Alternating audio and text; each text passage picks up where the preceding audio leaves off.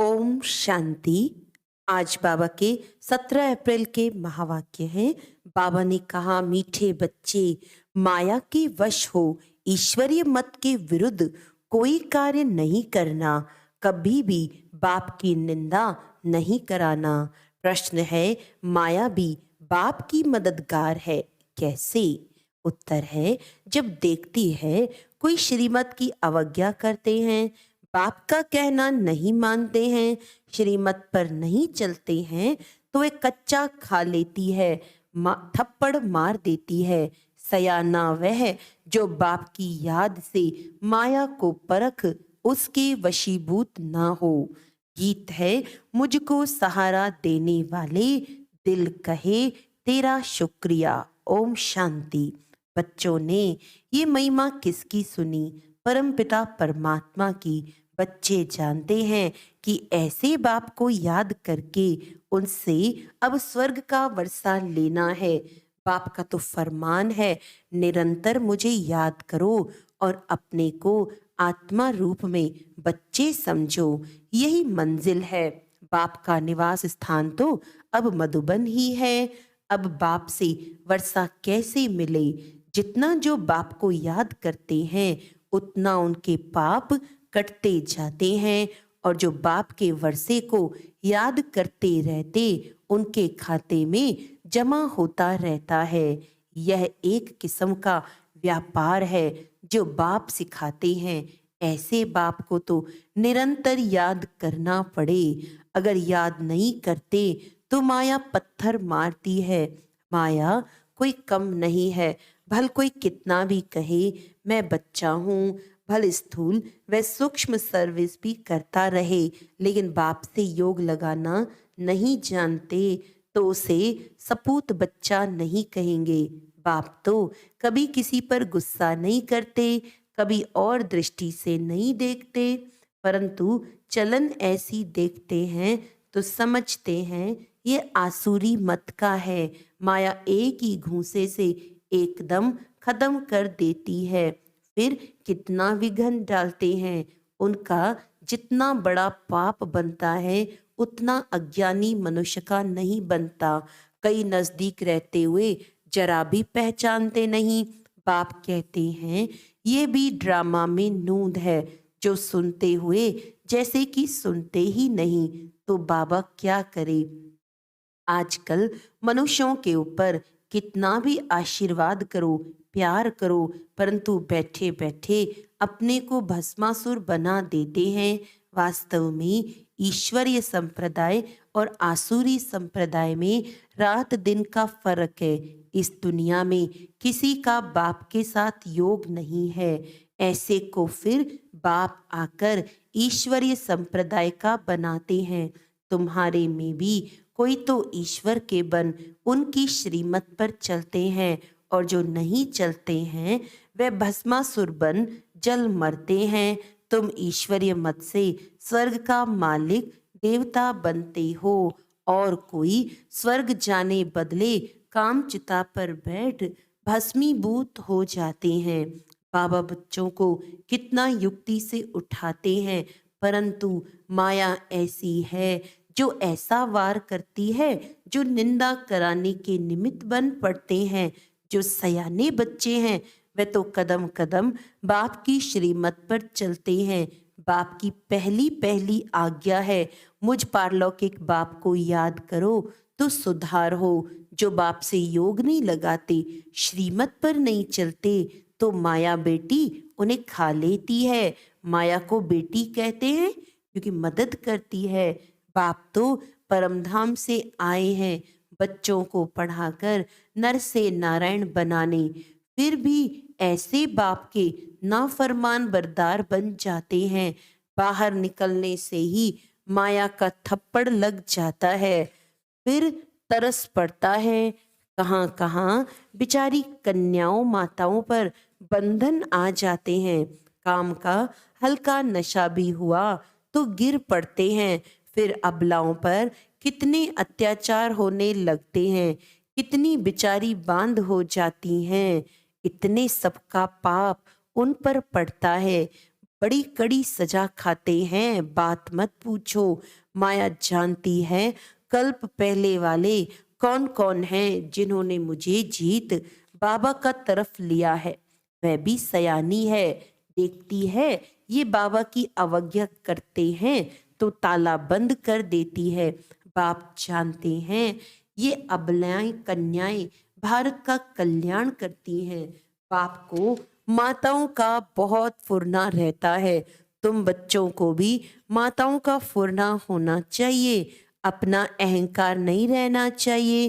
बाप खुद कहते हैं वंदे मातरम, बड़ी संभाल करनी है, कोई ऐसी डर्टी चलन नहीं चलनी है। अपने आप से पूछना है कि हम कोई उल्टा धंधा तो नहीं करते हैं। बाप कहते हैं तुम बाप से वर्षा लो, तुम देवता बनने आए हो। धर्म की स्थापना में अनेक विघ्न तो पड़ने ही हैं। क्राइस्ट के समय में भी ऐसे कई निकले जिन्होंने निंदा आदि की। आसुरी संप्रदाय ने मार डाला, पहचाना नहीं। अब उनके कितने चर्च आदि बनते हैं, परंतु इससे कुछ फायदा नहीं। माया के बन तमो प्रधान बन जाते हैं। जहां भी जाते हैं वहां से मिलता कुछ भी नहीं है। दिन प्रतिदिन और ही दुखी तमो प्रधान होते जाते हैं। समझो गुरु नानक के पास जाते हैं, उनसे क्या मिलेगा? वह सिर्फ कहते तुमको पवित्र बनना व रहना चाहिए, परंतु अपवित्र ही रहते हैं। सिर्फ उनका भजन गाते रहते हैं तो मिलेगा कुछ भी नहीं। अब देखो सब कब्र दाखिल हो गए हैं।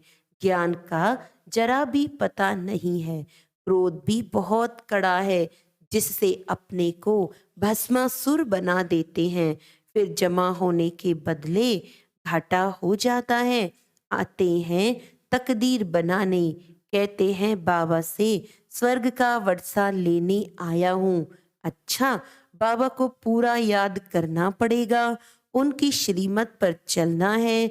नहीं चलेंगे तो फिर जैसे का वैसा बन जाएंगे। फिर कल्प कल्प गिरते ही रहेंगे, फिर कभी उठ नहीं सकेंगे। अभी पुरुषार्थ किया तो ऊंचते ऊंच बन सकते हैं।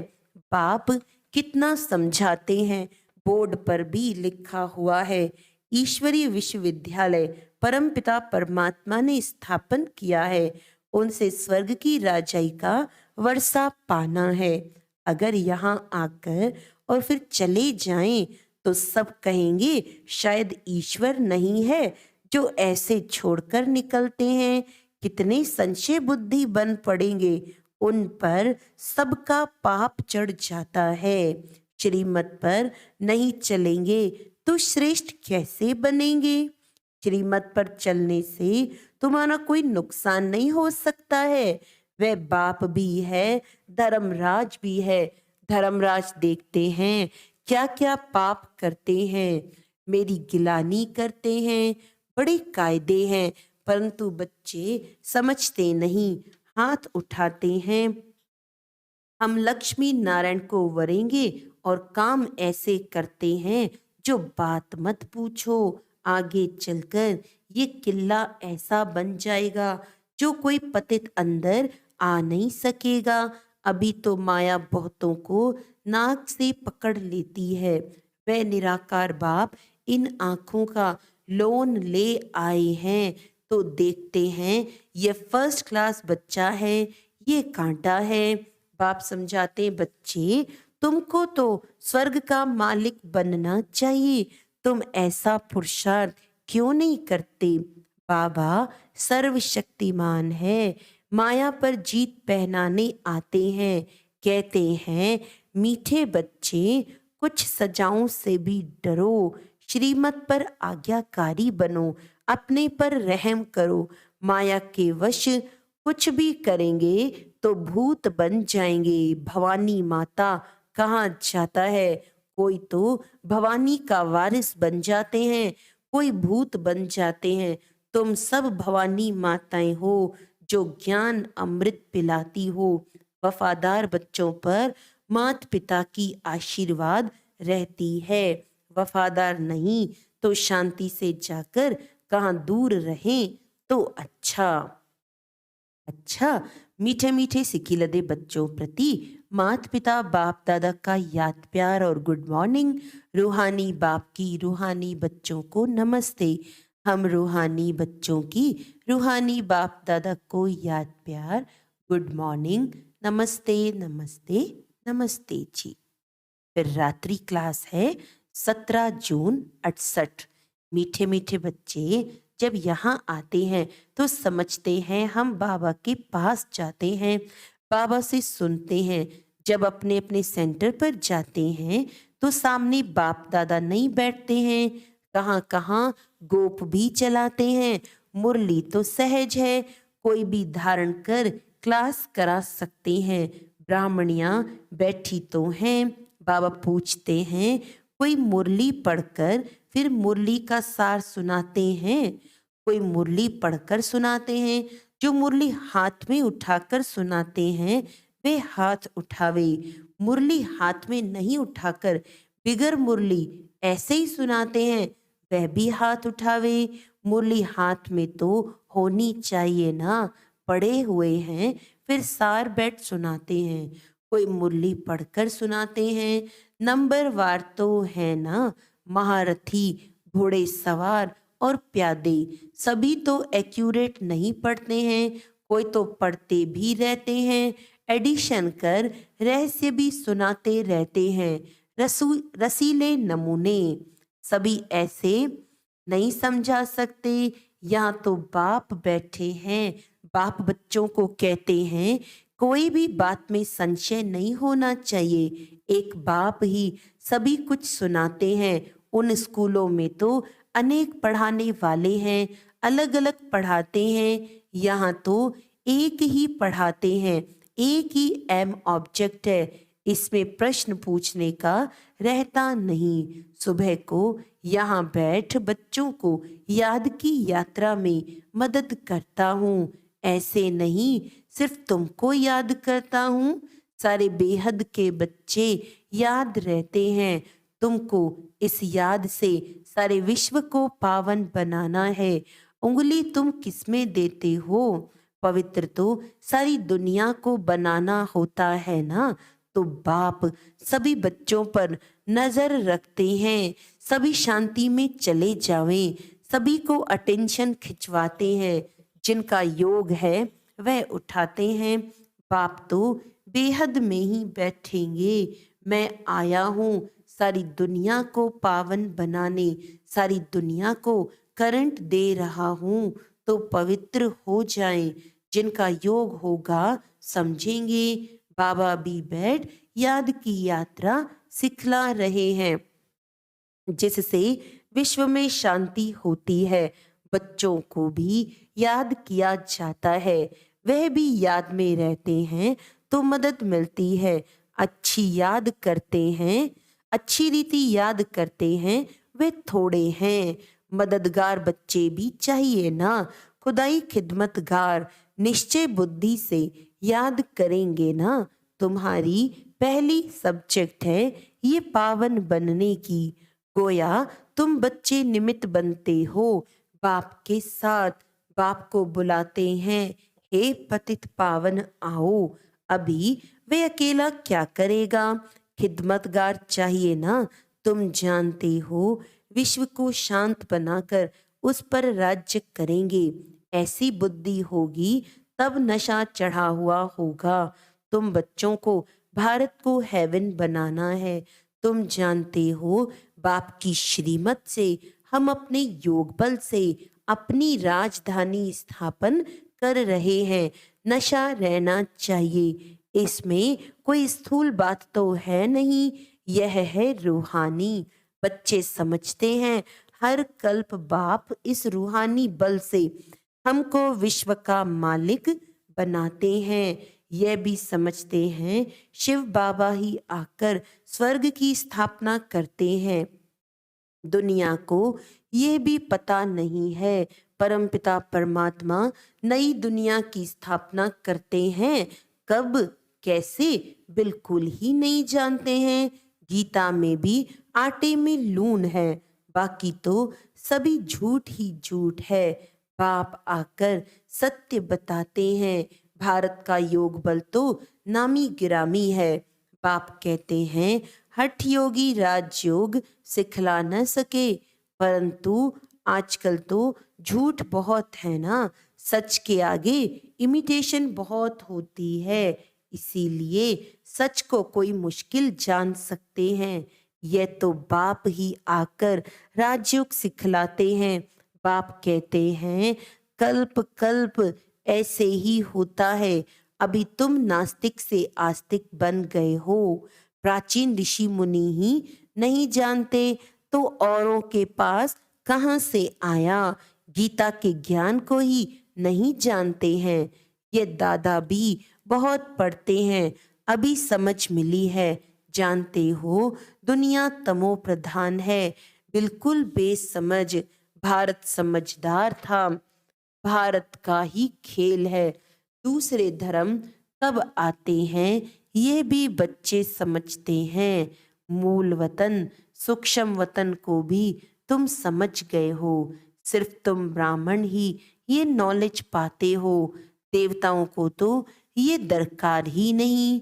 तुमको सारे विश्व की अब नॉलेज है। तुम पहले शूद्र वर्ण के थे, फिर ब्रह्मा कुमार बने, तो ये नॉलेज देते हैं जिससे तुम्हारी डिटी डिनाइस्टी स्थापन हो रही है। पाप आकर ब्राह्मण कुल सूर्यवंशी चंद्रवंशी डिनाइस्टी स्थापन करते हैं। वह भी इस संगम पर स्थापना करते हैं। और धर्म वाले फट से डिनाइस्टी नहीं स्थापन करते हैं, उनको गुरु नहीं कहा जाता। बाप ही आकर धर्म की स्थापना करते हैं। बाप कहते हैं अभी सिर पर फुरना है बाप की याद का, जिसमें घड़ी घड़ी भूल जाते हैं। पुरुषार्थ कर धंधा आदि भी करते रहे और याद भी करते रहे तो हेल्दी बनने के लिए। बाप कमाई बड़ी जोर से कराते हैं, इसमें सभी कुछ भुलाना पड़ता है। हम आत्मा जा रही है, प्रैक्टिस कराई जाती है ना। खाते हो तो क्या बाप को याद नहीं कर सकते हो। कपड़ा सिलाई करते हैं, बुद्धि योग बाप की याद में रहे। किचड़ा तो निकालना है। बाबा कहते शरीर निर्वाह लिए भले करो। है बहुत सहज, समझ गए हो। 84 का चक्र पूरा हुआ। अब बाप राजयोग सिखाने आए हैं। यह वर्ल्ड की हिस्ट्री ज्योग्राफी इस समय रिपीट होती है। कल्प पहले जैसे ही रिपीट हो रही है। रिपीटेशन का राज भी बाप ही समझाते हैं। कहते भी हैं world repeat, one God one religion कहते हैं ना, वहां ही शांति होगी। वह है अद्वैत राज्य। द्वैत माना आसुरी रावण राज्य। वह है देवता, ये है दैत्य। आसुरी राज्य और दैवी राज्य का भारत पर ही खेल बना हुआ है। भारत का आदि सनातन धर्म था, पवित्र प्रवृत्ति मार्ग था। फिर बाप आकर पवित्र प्रवृत्ति मार्ग बनाते हैं। हम सो देवता थे, फिर कला कम होती गई, हम सो शूद्र डिनाइस्टी में आए। बाप पढ़ाते ऐसे हैं जैसे टीचर लोग पढ़ाते हैं, स्टूडेंट सुनते हैं। अच्छे स्टूडेंट पूरा ध्यान देते हैं, मिस नहीं करते हैं। ये पढ़ाई रेगुलर पढ़नी चाहिए। ऐसी गॉडली यूनिवर्सिटी में एब्सेंट होनी नहीं चाहिए। बाबा गुह्य गुह्य बातें सुनाते ही रहते हैं। अच्छा, गुड नाइट। रूहानी बच्चों को नमस्ते। धारणा के लिए मुख्य सार है बाप का आज्ञाकारी वफादार बनकर आशीर्वाद लेने के पात्र बनना है। कोई भी अवज्ञा नहीं करनी है। कभी कोई उल्टी चलन चलकर अपनी तकदीर को लकीर नहीं लगानी है। भस्मासुर नहीं बनना है। धर्मराज की सजाओं का डर रखना है। वरदान है दिल में एक दिलाराम बसाकर, दिल में एक दिलाराम बसाकर सहज योगी बनने वाले सर्व आकर्षण मूरत भव। दिलाराम को दिल देना अर्थात दिल में बसाना, इसी कोई सहज राज्य कहा जाता है। जहाँ दिल होगी वहाँ ही दिमाग भी चलेगा। जब दिल और दिमाग अर्थात प्रकृति, संकल्प, शक्ति तब सब बाप को दे दी, मन, वाणी और कर्म से बाप के हो गए, तो और कोई भी संकल्प या किसी भी प्रकार की आकर्षण आने की मार्जिन ही नहीं। स्वप्न भी इसी आधार पर आते हैं। सब कुछ स्वाहा करो, सब कुछ तेरा कहा तो दूसरी आकर्षण आ ही नहीं सकती। सहज ही सर्व आकर्षण मूर्त बन जाएंगे।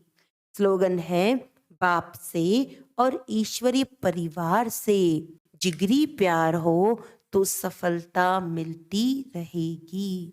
आज का व्यक्त इशारा है संपूर्णता को समीप लाने के लिए सिर्फ 2 शब्द याद करो, मैं बिंदु हूँ और बाप भी बिंदु है, लेकिन बिंदु के साथ साथ सिंधु है।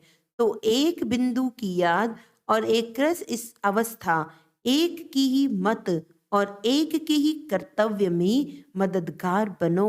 बाकी विस्तार में जाने की दरकार नहीं। विस्तार में जाना है तो सिर्फ सर्विस प्रति, अगर सर्विस नहीं तो बिंदु उसके आगे अपनी बुद्धि को चलाने की आवश्यकता नहीं है।